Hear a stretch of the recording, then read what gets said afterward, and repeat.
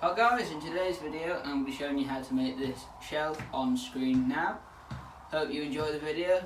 Let's get building.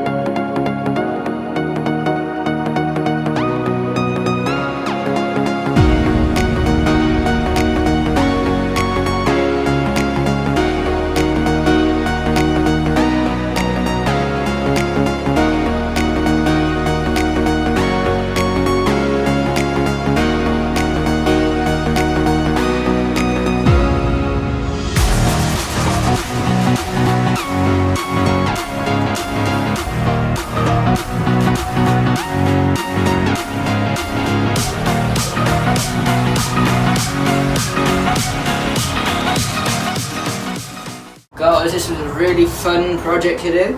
Hope you liked it. Like, subscribe, share the video, and see you on the next build.